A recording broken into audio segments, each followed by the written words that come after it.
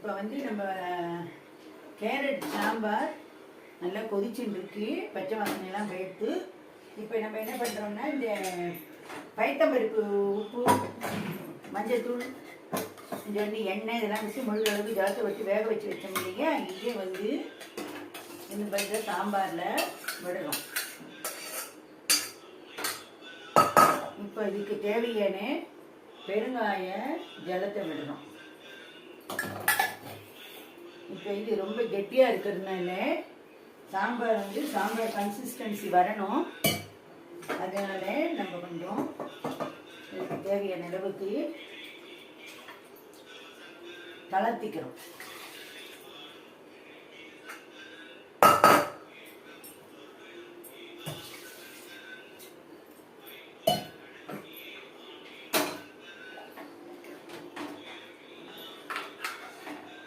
Tiffin sambar அப்படிங்கும்போது ரொம்ப வந்து கெட்டியாக இருக்கக்கூடாது, நல்லா தளர்த்தியாக இருக்கணும், இந்த கன்சிஸ்டன்சியில் இருக்கணும். இப்போ இது நல்லா ஒரு கொதி வரணும்.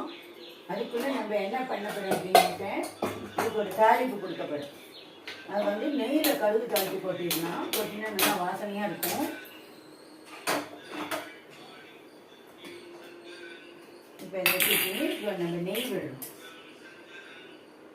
வேறு எதுவுமே இதுக்கு தேவையில்லை. இதுக்கு ஒரு கடுகு மட்டும் ஜலிச்சு கொட்டினா போதும். நெய் உருகட்டும்.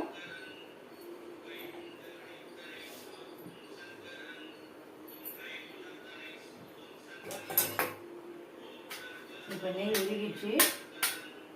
இப்போ நம்ம என்ன கடுகு தாளிக்கிறோம். இதில்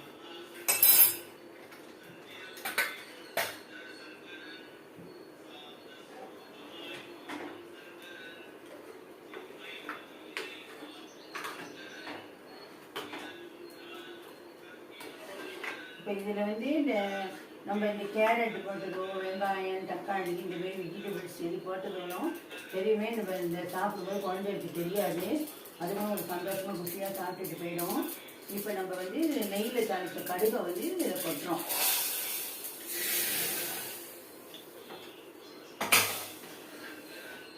இப்போ இது நல்லா ஒரு கொதி வரணும்.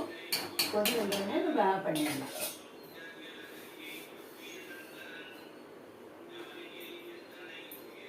இதை வந்து நம்ம பெரிய அடுப்புக்கு இதை மாற்றுறோம். நம்ம